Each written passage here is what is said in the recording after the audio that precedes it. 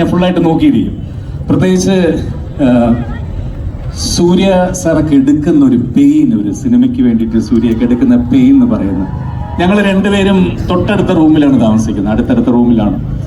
അദ്ദേഹം രാവിലെ ഒരു 4-4:30 മണിക്ക് എണീറ്റ്, രാത്രി ഷൂട്ടിംഗ് കഴിഞ്ഞ് കിടക്കുന്ന 2 മണിക്ക് 3 മണിക്കായിരിക്കും, എങ്കിലും 4 മണിക്ക് എണീച്ച് അദ്ദേഹത്തിൻ്റെ ശരീരം സൂക്ഷിക്കാൻ വേണ്ടി അദ്ദേഹം ചെയ്യുന്ന ഒരു പെയിനും കഷ്ടപ്പാടുകളും ആഹാരത്തിൻ്റെ കാര്യത്തിലായാലും ഒരു ക്യാരക്ടർ ചെയ്യാൻ വേണ്ടി, അല്ലെങ്കിൽ ഒരു നടൻ എത്രത്തോളം സാക്രിഫൈസ് ചെയ്യണം അദ്ദേഹത്തിൻ്റെ എല്ലാ കാര്യങ്ങളും ജീവിതത്തിൽ ഒരു കഥാപാത്രത്തിന് വേണ്ടി എന്നുള്ളതൊക്കെ കണ്ടുപഠിക്കേണ്ട ഒരു വ്യക്തിത്വമാണ്. പിന്നെ എനിക്ക് ആ കുടുംബവുമായിട്ട് വളരെയധികം ഒരു അടുപ്പമുള്ള വ്യക്തിയാണ്. ഏത് സമയവും എനിക്ക് കയറി ചെല്ലാവുന്നൊരു വീടാണ് അദ്ദേഹത്തിൻ്റെ.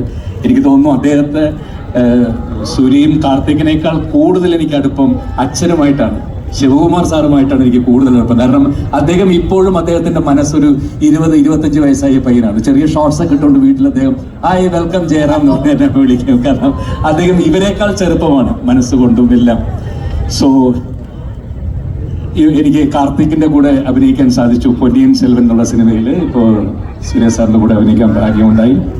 എന്തായാലും ഒരുപാട് സന്തോഷം. അദ്ദേഹത്തെക്കുറിച്ച് ഒരുപാട് കാര്യങ്ങൾ പലരും പറഞ്ഞിട്ടുള്ളതാണ്, നിങ്ങൾക്ക് അറിയാവുന്ന കാര്യങ്ങളുമാണ്. അദ്ദേഹത്തിൻ്റെ വലത് കൈ ചെയ്യുന്നത് ഇടത് കൈ അറിയരുതെന്ന് പറയുന്ന പോലെ അദ്ദേഹം ചെയ്യുന്ന കാരുണ്യ പ്രവർത്തനങ്ങൾ പറഞ്ഞാൽ ഞാൻ ഇന്ന് മുഴുവൻ പറഞ്ഞാൽ തീരില്ല. അത്രത്തോളം സഹായങ്ങളാണ് പാവപ്പെട്ടവർക്ക് വേണ്ടി ആ ഒരു മനുഷ്യൻ ചെയ്യുന്നത്. ഒരുപാടാണ്, എത്ര പറഞ്ഞാൽ തീരില്ല. അദ്ദേഹം തന്നെ അതിനുവേണ്ടി ഒരു ഓർഗനൈസേഷൻ ഉണ്ടാക്കി എത്ര പാവപ്പെട്ട കുട്ടികളെയാണെന്നത് ഈ ഒരു മനുഷ്യൻ പഠിപ്പിക്കുന്നത് ഫ്രീ ആയിട്ട്. കുട്ടികളെ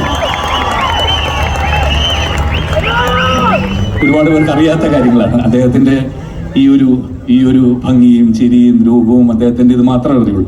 മറ്റൊരു സൈഡാണ് ഏറ്റവും. Thank you sir, thank you so much. நான் அந்த நல்ல மனசோட அந்த பார்த்து சும்மா சொல்லிட்டு தேங்க்யூ சார்.